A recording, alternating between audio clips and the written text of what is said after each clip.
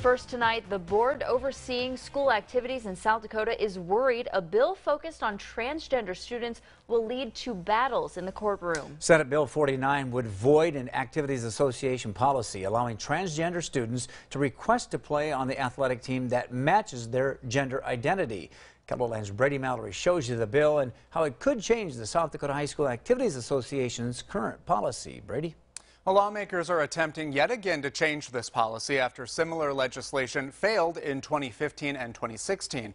There are about 40,000 students within the SDHSAA, and some of them do identify as transgender.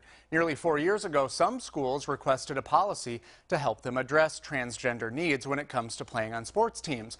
Well, here's what the current policy dictates. All students should have the opportunity to be allowed to participate in association activities in a manner that is consistent with their gender identity, no matter the gender listed on a student's record. And here's what the bill aims to change. Sponsors want to void that policy, allowing transgender students to request to play on the athletic team that matches their gender identity. The legislation would also require a student's sex be determined by their birth certificate or a high school activities association physical exam.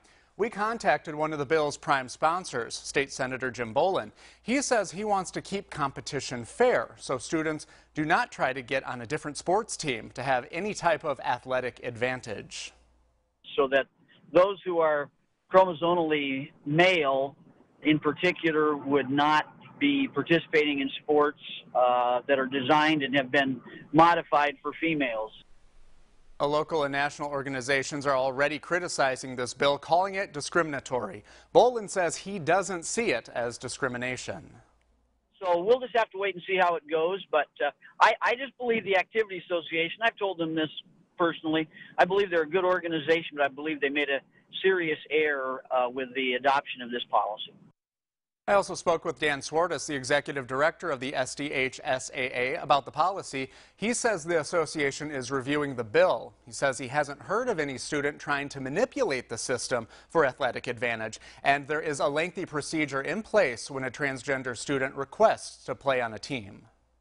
The schools are also required within the application to address any potential participation advantages that would occur because of that, or if they have any concerns that the student is doing this to gain an advantage competitively. That student needs to have letters from his or her school, family, and friends indicating that student does indeed identify and lives as a certain gender, and a medical provider needs to verify that. It's a small number of students, but we do have students who are participating with a transgender exemption and who are participating as transgendered athletes.